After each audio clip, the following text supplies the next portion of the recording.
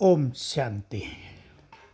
हम कितने भाग्यवान हैं कि भगवान स्वयं आए हमें घर ले चलने के लिए, जिसकी हमें युगों से इंतजार थी, प्रभु मिलन की और मुक्ति की। कोई स्वर्ग को भी याद करते थे जिसे जीवन मुक्ति कहते हैं, परंतु मुक्ति की अभिलाषा बहुतों के मन में थी। शास्त्र पढ़ते थे, इधर उधर देखते थे मुक्ति कैसे मिले, क्योंकि दुख बहुत था, परेशानियां बहुत थी, तो यहाँ से छूटना चाहते थे। पर स्वयं शिव बाबा ने, ज्ञान सागर ने, परम शिक्षक ने हम सभी को ज्ञान देकर पहले ये सिखाया कि तुम इन दुखों से कैसे मुक्त हो जाओ, क्योंकि दुखों में रह के कोई मुक्त नहीं हो सकता। जीवन सुखी कैसे हो जाए, ज्ञान का कैसे प्रयोग करो कि दुख तुम्हें दुख भासे ही नहीं, और ऐसे तुम्हारे पुण्य कर्म हो कि दुख तुम्हारे पास आए ही नहीं।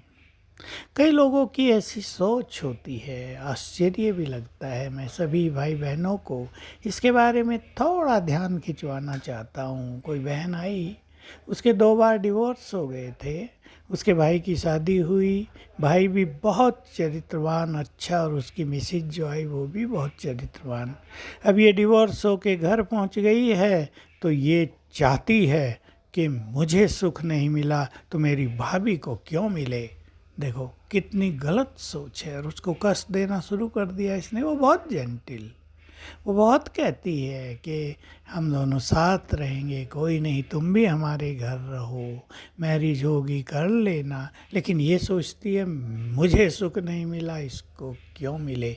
हमें जानना चाहिए कि जैसे संकल्प हम दूसरों के लिए करते हैं, वो उनसे टकरा कर डबल होकर वापस हमारे पास आ जाते हैं।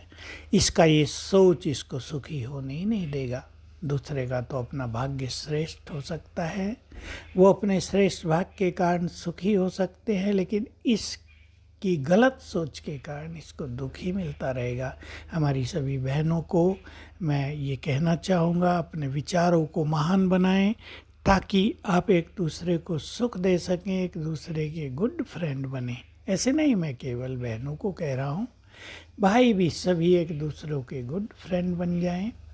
भाई भाई के बीच जो समस्याएं हो रही हैं, संपत्तियों पे झगड़े हो रहे हैं, भले ही हम ये जानते हैं वो भी कौन कराते हैं, लेकिन समझदारी से काम लेना है। ये धन किसी के काम नहीं आता। आप अपने बच्चों को योग्य न बनाकर यदि धनवान बनाते हैं तो बच्चों की स्थिति अच्छी नहीं रहती। आप उन्हें योग्य बनाओ, वो अपना धन खुद कमाएं, महान बने, आगे बढ़ें।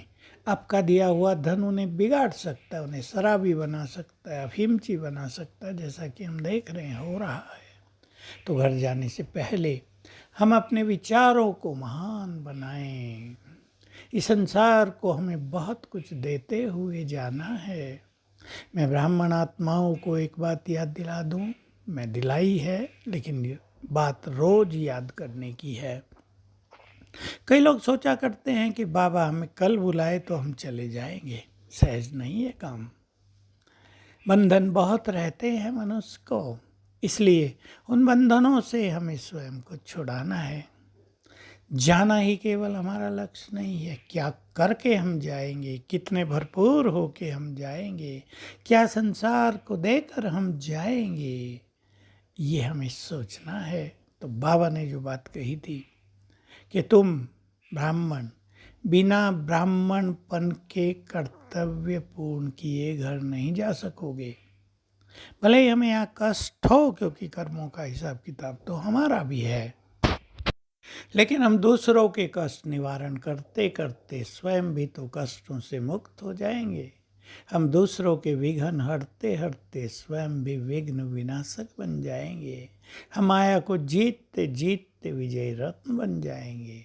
तो हम सभी अब महान कर्तव्यों के लिए अपने को तैयार करें कि देने से पहले हमें घर जाने से पहले हमें संसार को बहुत कुछ देकर जाना है।